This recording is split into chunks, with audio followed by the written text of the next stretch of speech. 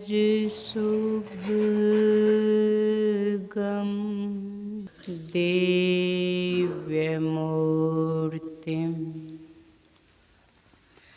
शोकातीतं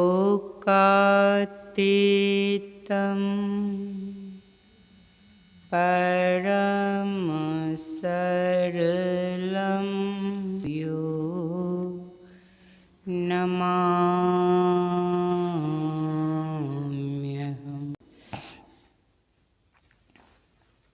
सत्संग प्रेमी सज्जन वृंद, धर्मशीला माताओं तथा भक्तिमती बहनों, प्यारे बच्चों,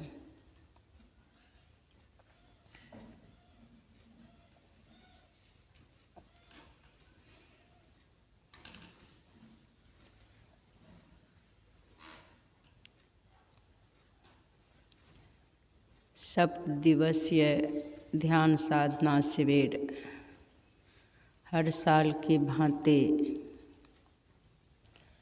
इस साल में भी रखा गया है, 1 जनवरी से 7 जनवरी तक।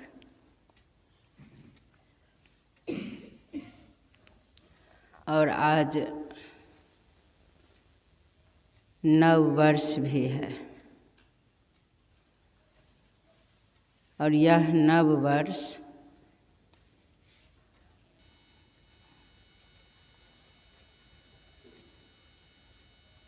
संत ईसा मसीह का 25 दिसंबर को उनका जन्म हुआ है। समझ लीजिए उन्हीं के जन्मोत्सव 1 जनवरी तक मनाया गया है। उसी 1 जनवरी तक जो मनाया गया, तो ये विशेष रूप से 1 जनवरी को लोग उन्हीं के नाम पर उन्हीं का जन्मोत्सव मनाते हैं। तो वो तो संत हैं, संत के जन्मोत्सव मनाना अच्छी बात है। संत के जन्मोत्सव समझ लीजिए वो जयंती मनाया जाता है। संत गुरु होते हैं, गुरु के जन्मदिन जो है गुरु जयंती ही है।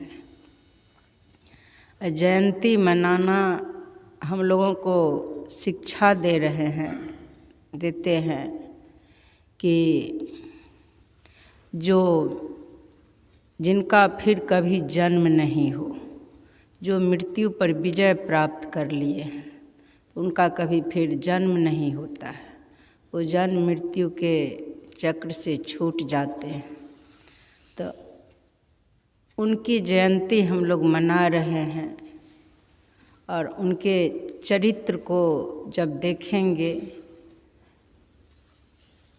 उनके अनुसार जब चलेंगे तो हमें बहुत लाभ होगा। और एक न एक दिन हम लोग भी जन्म मृत्यु के चक्र से छूट जाएंगे। हमें भी माँ के गर्भ में कष्ट देने के लिए नहीं जाना पड़ेगा।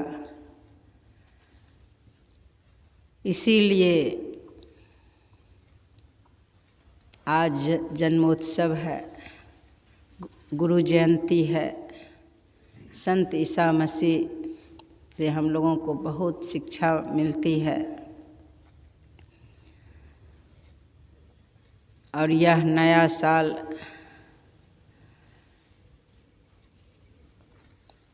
विशेष रूप से लोग बहुत खुशी से मनाते हैं। इस अवसर पर भक्त लोग जो है अपने अपने इष्ट के स्मरण करते हैं, उनके ज्ञान में चलने की कोशिश करते हैं। आज के दिन जो सच्चे भक्त होते हैं प्रतिज्ञा करते हैं कि पूर्व में ढिलाई रहा, ध्यान भजन में सद्कर्म में ढिलाई रहा, अब जो भी ढिलाई पहले हो चुका है, आज से फिर किसी तरह की ढिलाई नहीं होगी। आज से आलस का त्याग करेंगे, आज से गुरु के आज्ञा में चलेंगे, हर तरह से भजन करेंगे, ताकि इस दुखदाई संसार से छूट जाना है। संत ईसा मसीह ऐसे संत थे, बताइए, उनको भी कष्ट झेलना पड़ा, उनको भी क्रूस पर टंगवा दिया गया था, क्रूस ठोकवा दिया गया था। लेकिन ऐसे संत होने के कारण, श्रेष्ठ महापुरुष होने के कारण बाद में देखा गया कि फिर वो कहीं पर चल रहे हैं। उनके भक्त, बहुतों भक्त उनके दर्शन किए। तो इसीलिए हम लोगों को संत शिक्षा दे रहे हैं कि हमारा ऐसा कर्म नहीं हो जाए, कोई किसी तरह के दुष्कर्म नहीं हो जाए जिसके कारण वह कष्ट झेलना पड़े। कभी न कभी किसी तरह का ऐसा कर्म बना होगा जिसके कारण उन्हें भी क्रूस पर ठुकवाया गया। तो ऐसा कर्म नहीं होना चाहिए कि वह भोगना पड़े। भले संत ईसा मसीह को उसका कष्ट नहीं हुआ और वो ईश्वर से प्रार्थना भी किए कि जो भी मुझे क्रूस पर ठुकवाए हैं या ठोके हैं, उनको ज्ञान नहीं है। हे प्रभु, अज्ञानता के कारण मुझे मेरे शरीर को क्रूस पर ठुकवाया गया है, ये लोग अज्ञानी हैं, इनको किसी तरह का कष्ट नहीं हो। इस तरह की प्रार्थना किए। विचार कीजिए कि उनको जो कष्ट देने की कोशिश किए, जो उनको क्रूस पर ठुकवाए, उनके लिए भी वो ईश्वर से प्रार्थना कर रहे हैं कि इनको, ये अज्ञानी है जिसके कारण ऐसा पाप किया है, तो इनको कष्ट नहीं होना चाहिए। इनको, हे प्रभु, इनको ज्ञान दीजिए, हर तरह से इनका अज्ञानता खत्म हो जाए। तो वही सोच, उसी तरह की दृष्टि हम लोगों की भी हो जाए और शत्रु के लिए भी अहित नहीं सोचना है। ऐसी दृष्टि तब होगी जब हम ज्ञान के प्रकाश में चलेंगे, सदा सद्गुरु के ज्ञान में चलेंगे, तब हमारी ऐसी दृष्टि होगी। तो उसके लिए हमारे सद्गुरु जो हमारे इष्ट हैं, वो कहते हैं त्रैकाल संध्या करने के लिए,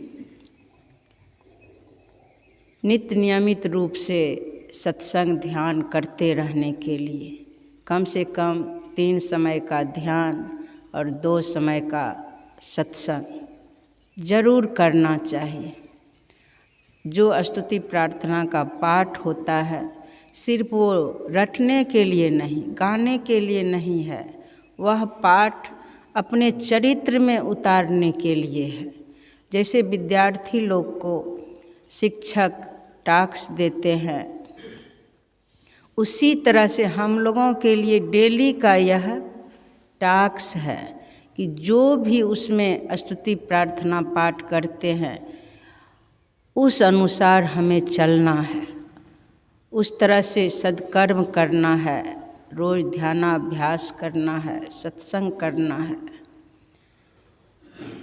मानव जीवन में सद्गुरु, सत्संग, सदाचार और ध्यानाभ्यास, ये चारों की आवश्यकता है। जब तक सद्गुरु नहीं मिलेंगे तब तक सत्संग करना मुश्किल है।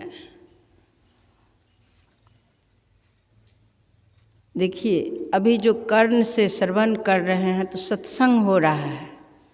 कर्ण को या कर्ण से अमृत पान कर रहे हैं। आँखों से जो दृश्य को देख रहे हैं तो समझ लीजिए सत्संग हो रहा है, सत्य का संग हो रहा है। सद्गुरु के रूप भी अमृत ही है, सद्गुरु के वचन भी अमृत है, तो समझ लीजिए सत्संग हो रहा है। जब सत्संग करेंगे तो सदाचार का पालन होगा, क्योंकि सद्गुरु के ज्ञान का प्रकाश हमारे ऊपर पड़ा है, तो हम सदाचार के पालन करेंगे। सत्य आचार, मन से भी सदा सत्य सोचना है, सुंदर सोच हो,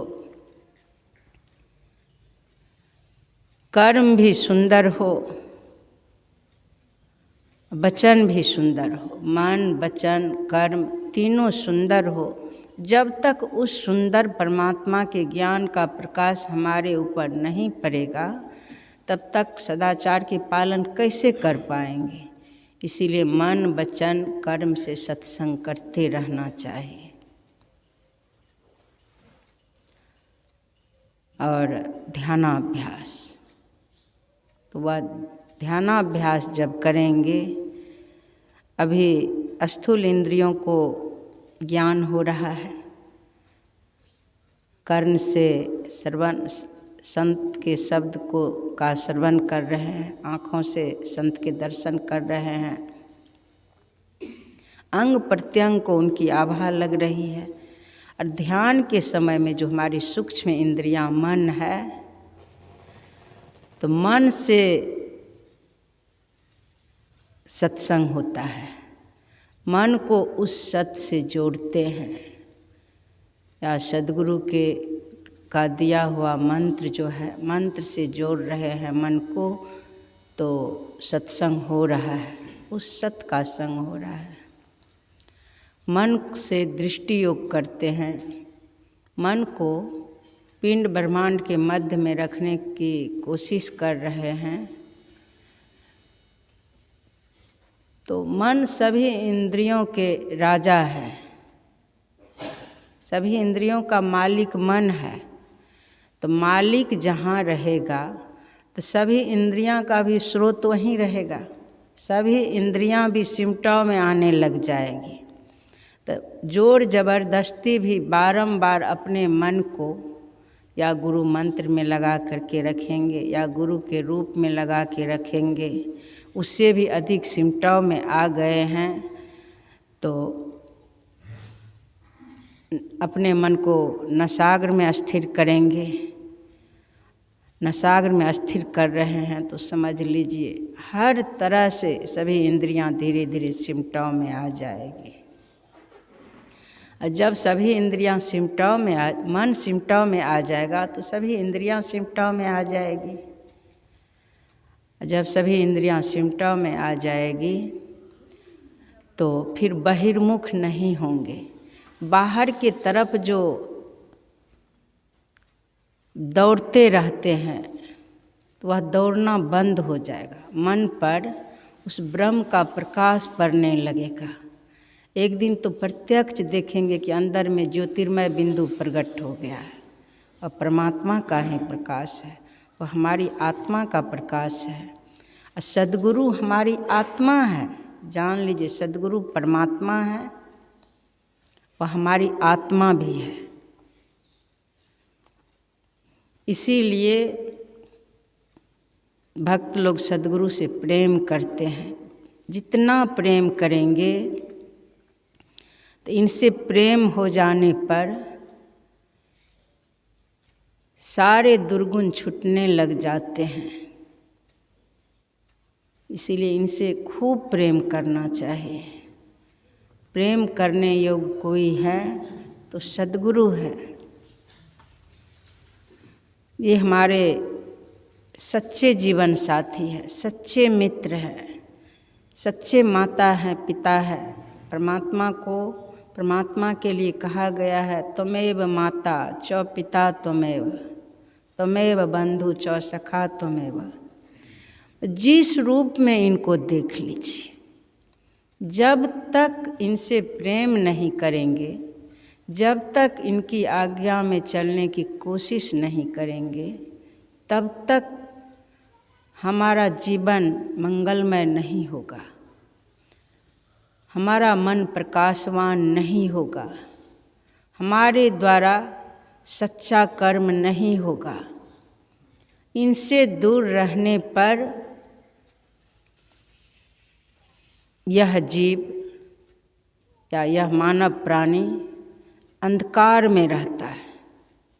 यह संसार अंधकार का रूप है। संसार के ही जाल बढ़ाना, संसार के लिए ही सोचना, संसार के तरफ चलना, हर तरह से संसार के लिए ही सब कर्म होगा। संसार को बढ़ाना, संसार का जाल बढ़ाना, इसके सिवा कुछ नहीं होगा। लेकिन इनके ज्ञान में चलने पर संसार के कार्य भी करेंगे तो आप ज्ञान में रह करके करेंगे। आपके अंदर वैराग्य जगा रहेगा, आपके अंदर भक्ति रहेगी और आपके द्वारा जो भी कर्म होगा तो चाहनाओं को छोड़ करके होगा। किसी तरह की चाहनाएं नहीं रहेगी। भजन भी करेंगे तो सिर्फ भगवान से भगवान की मांग करेंगे, सद्गुरु से सद्गुरु की मांग करेंगे। संसारिक लोग जो भजन करते हैं उसमें संसार के मांग करते हैं, वो भजन नहीं है, वो दिखावा है। चाहनाओं को रख करके जहाँ पर सत्संग भी हो रहा है, देख रहे हैं कि सत्संग का रूप है, तो साधु महात्मा के रूप में जो बैठते हैं तो वो चाहना रख कर के इसके बदले में मुझे कुछ मिले। और जो सत्संग प्रेम भक्त भी बैठते हैं, देखते हैं भक्त के रूप में इतने प्राणी बैठे हुए हैं, तो उसके अंदर भी चाहना है कि सत्संग सुनने से हमको संसार का लाभ होगा। तो वो सत्संग नहीं है, वो सत्संग नहीं है। वक्ता और श्रोता के अंदर किसी तरह की चाहना नहीं है, एक परमात्मा के सिवा किसी तरह की चाहनाएं नहीं है। भक्ति भाव से वहाँ बैठे हैं। जो सत्संग सुनाने वाले हैं वो भी सद्गुरु की सेवा कर रहे हैं कि सद्गुरु के जितने भक्त आए हुए हैं इनका कल्याण हो जाए, इनका लोक परलोक दोनों बन जाए और ये बंधन से भी छूट जाए, सभी तरह के बंधन से ये छूट जाए, ये भी परमात्मा के तरह ही निर्बंध हो जाए। तो ऐसी सोच रख करके जो महात्मा सत्संग सुनाते हैं और जो संसार की चाहनाओं को छोड़ करके सद्गुरु के गुणगान को सुनते हैं, भक्त और भगवान की कथा को सुनते हैं कि यहाँ पर भगवान को छोड़ करके मुझे कुछ नहीं चाहिए, ऐसी भावना को रख करके सत्संग सुनते हैं, तब समझिए वो सत्संग हो रहा है। बड़े भाग पाइए सत्संगा, बिनो ही प्रयास हो यही भवभंगा। बड़े भाग से सत्संग प्राप्त होता है, अब बिना प्रयास के ही भवभंग हो जाता है, तब समझिए सत्संग है। इसीलिए आप लोग सत्संग में आए हुए हैं। संसार का जो इस जाना आना जो भी आडंबर है जन्म जन्म से हुआ है। खूब खाए हैं, खूब सोए हैं, खूब पहने हैं, खूब दौड़े हैं, जन्म मरण के चक्कर में भी खूब पड़े हैं।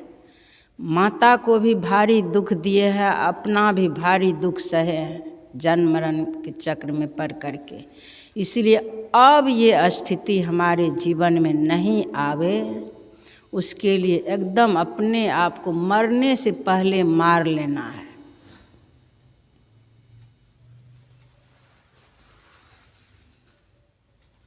ऐसा हो जाना है, भूख पर विजय प्राप्त हो जाए, नींद पर विजय प्राप्त हो जाए, आलस पर विजय प्राप्त हो जाए, सभी इंद्रियां पर विजय प्राप्त हो जाए। हर तरह से हम उस परमात्मा के ज्ञान में अस्थिर हो जाए, जो सुनाए हैं उसमें अस्थिर हो जाए, और अपने अंदर में भी, हमारे अंदर में जो परमात्मा सुखमना सेज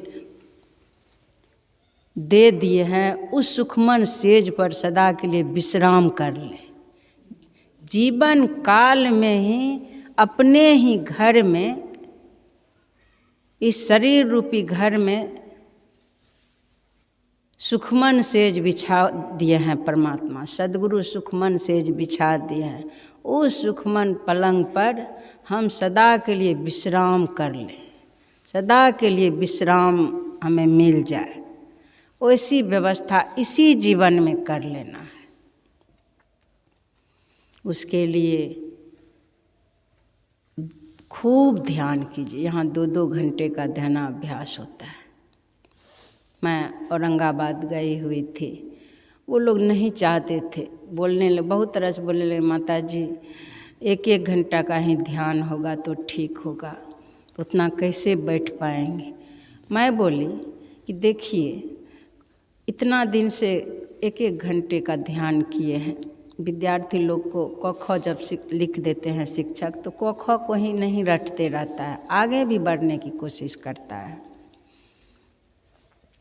इसीलिए आप करिए, नहीं बैठ पाएंगे तो छोड़ दीजिएगा, लेकिन शुरू तो कीजिए।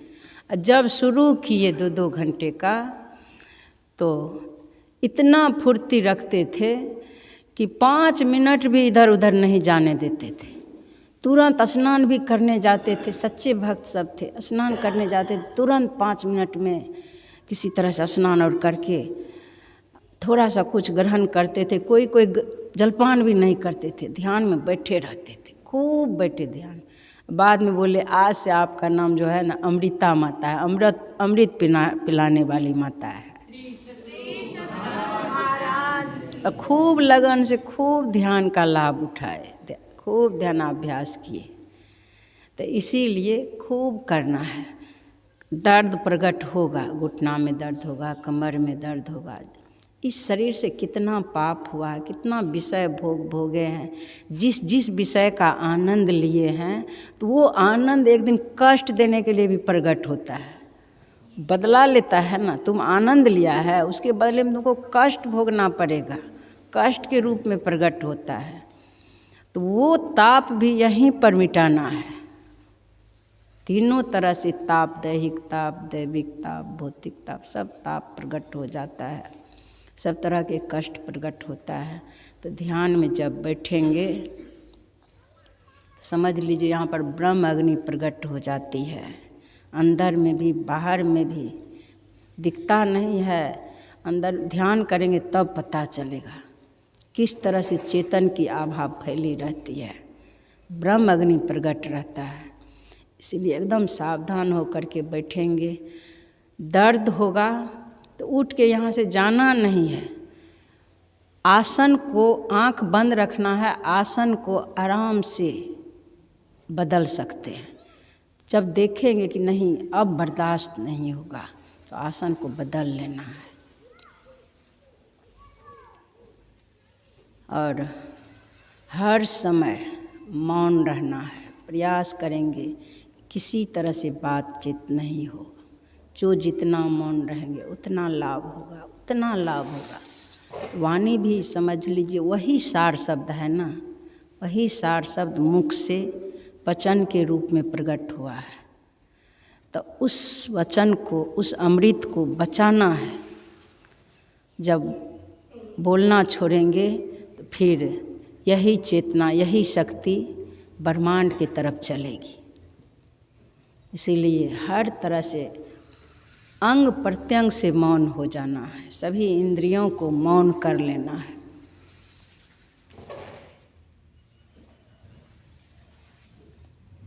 जब तक अंदर में कुछ मिल नहीं जाए, ध्यान में जब बैठेंगे सावधान होकर के बैठेंगे, जब तक अंदर में कुछ नहीं मिल जाए प्रयास कीजिए कि तब तक हम उठेंगे नहीं।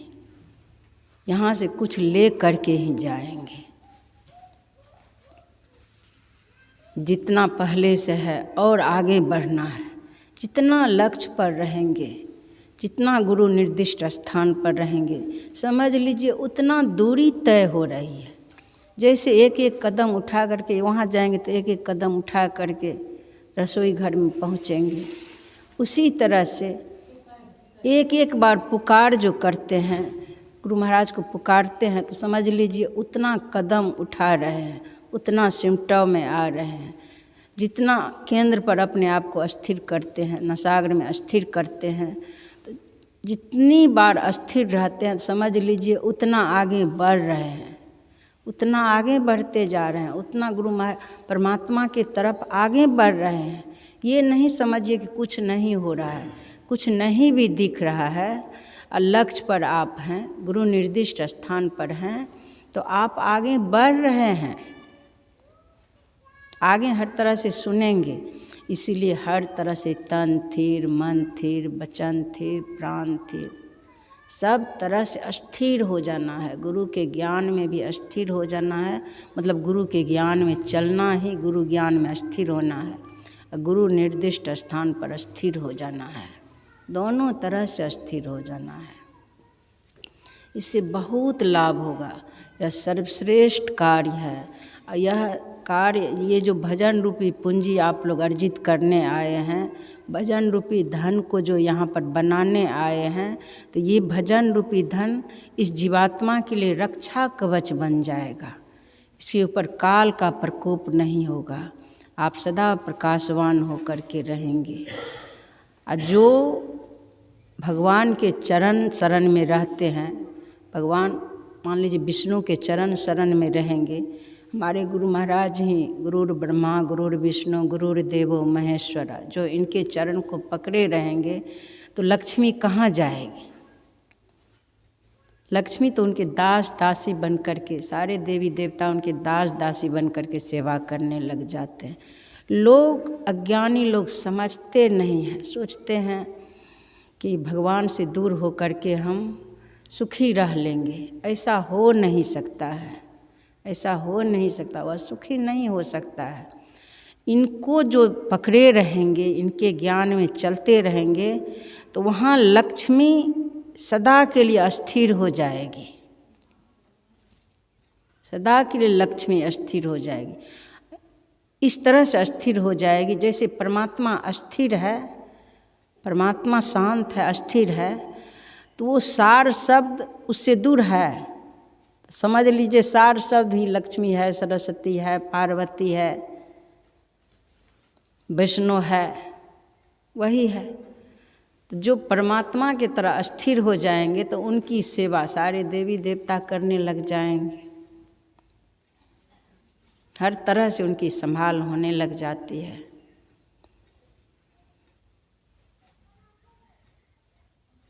उनके सेवा में सब देवी देवता रहने लग जाते हैं, सारा कार्य उन्हीं के इशारा में चलने लग जाता है। तो इसीलिए खूब भजन कीजिए, खूब भजन कीजिए, हर समय लक्ष्य पर रहिए, इससे बहुत लाभ होगा। अब यहीं पर वाणी को विराम देती हूँ। श्री सद्गुरु महाराज की जय। साथ ही साथ आप सबों को नव वर्ष के अवसर पर सभी का जीवन मंगलमय हो, सभी को नव वर्ष के हार्दिक शुभकामनाएं हैं कि आपके जीवन में भक्ति आ जाए, आप लोग भक्ति रस से भींगे रहें। श्री सद्गुरु महाराज की जय।